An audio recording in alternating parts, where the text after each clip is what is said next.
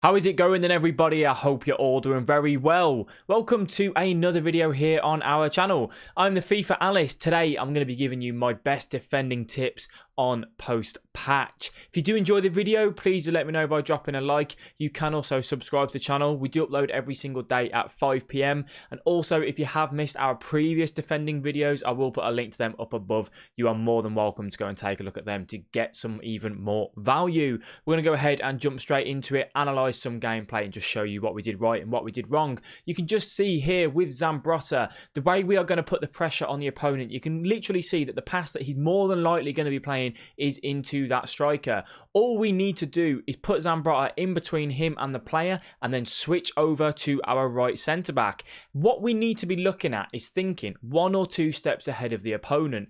If I didn't switch from Zambrotta when I was controlling him then and I just carried on controlling the right back, I wouldn't have been able to put the pressure on the attacker as quick as I did. As soon as he had the ball coming to feet, I had already switched to my centre back and put the pressure on the opponent and won the ball back because of so. It's all about thinking where is their next pass and switching to that player before that pass is even come through and putting the pressure on the opponent. Again, same sort of similar situation coming up here with the Zambrotta. We want to move him over though and intercept the pass this time. We want to try and put him in between that passing lane. You can see that Sané's blatant pass is into that striker. I want you guys to think about the passing lanes as much as you can.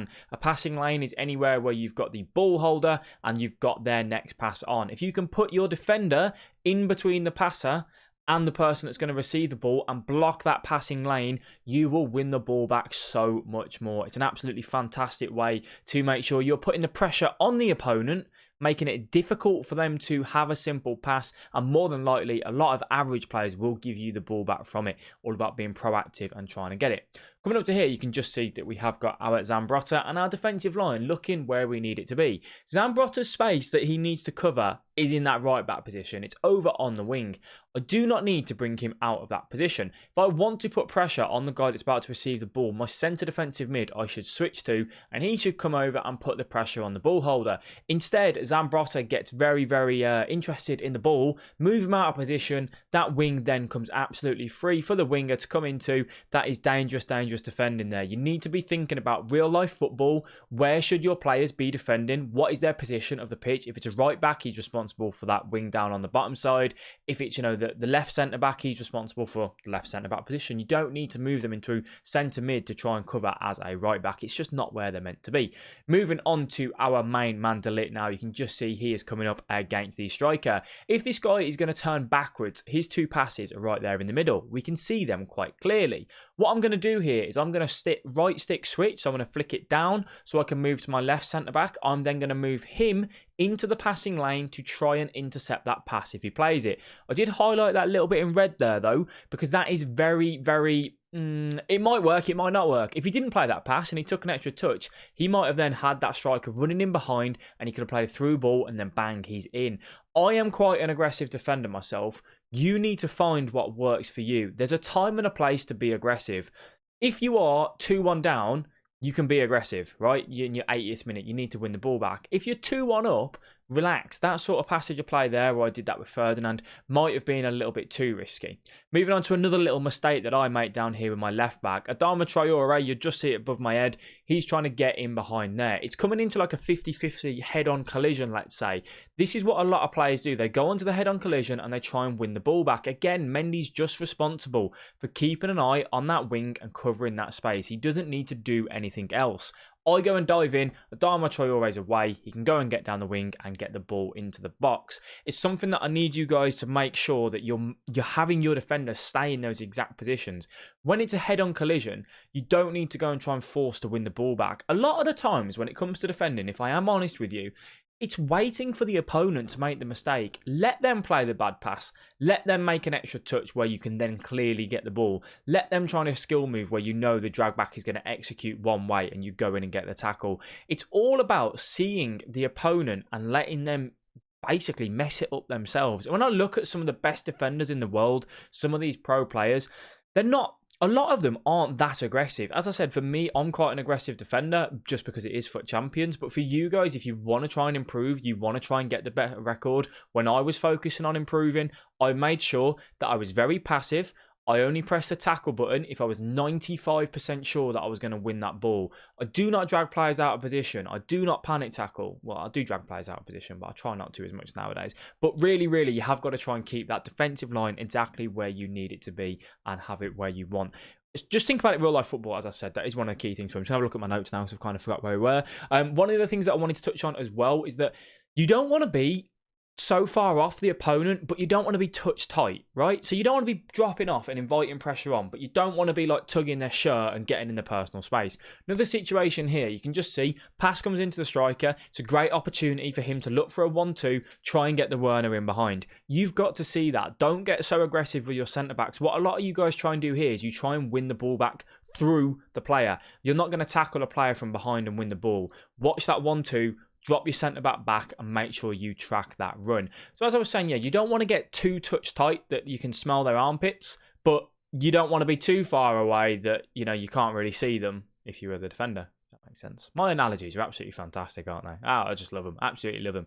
You just want to make sure that you're about 2 yards away, because then that means if they turn and they take the extra touch and it's a bad touch, you're there to tackle. And if they just want to come and drop onto you, you're there as well. You're not like too tight that they can turn you easily, but you're not too far off that they can move and dribble and do what they want without you having any issues. You've just got to make sure that you're doing that as well.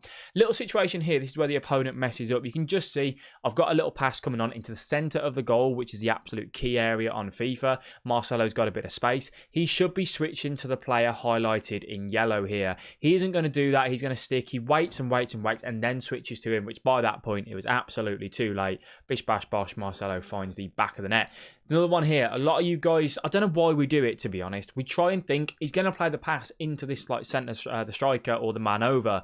It's a great opportunity. This is what I do a lot, where I want to try and dupe this defender. So I'm going to do a fake shot and I'm going to go into the space down on the bottom. He's going to go up where that arrow is to try and predict that pass. I want to try and get into that space.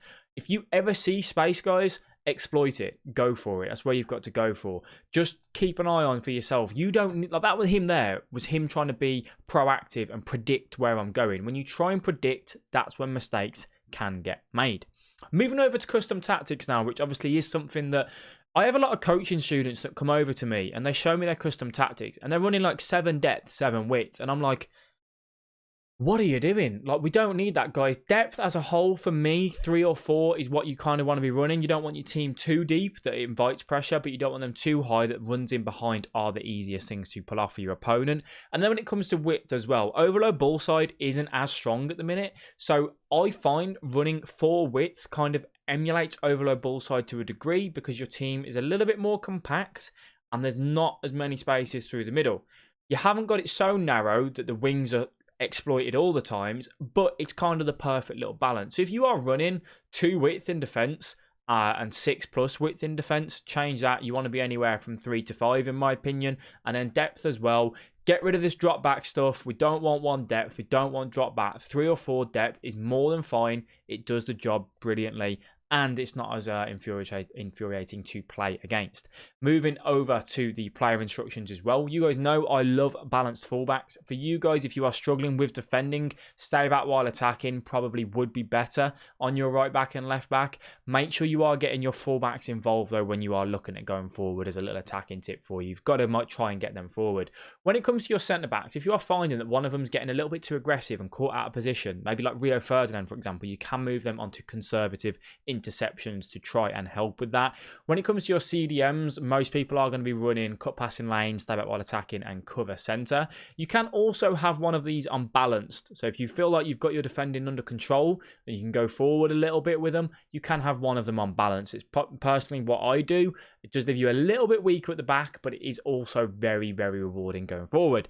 If you really, really are struggling, guys, and you want to make it very difficult for the opponent to find a little bit of space, you've got to make sure that you've got your right attacking mid, your left attacking mid, left mid, right mid, whoever it is, you've got to have them come in and drop back, all right? I don't run come back on defense for my wingers, but it is something that you can add if you really, really are struggling when it comes to defending. So just kind of recap over it. I want you guys to be patient in defense. If you do want to be aggressive, that's fine, but there is a time and a place for it. Take a look at the clock. Are you winning? Are you losing? Are you drawing? Do you need to go and be aggressive? And just make sure you time it right. Also, as well, don't be too far off the opponent, but don't be too close that you can get easily turned. And always have a look at where is the next pass. Think of the ahead of your opponent. If you know that that next pass is coming in and you can switch to the centre-back to get touch tight or even intercept that next pass, you will absolutely see some massive results from it as well. I hope you guys have enjoyed the video. If you have, please do let me know by dropping a like. You can also subscribe to the channel. We do stream every Tuesday, Thursday, Friday, Saturday, and Sunday if you're interested in that as well, guys. Thank you all very much for watching this video, and I will catch you in the next one. Bye-bye.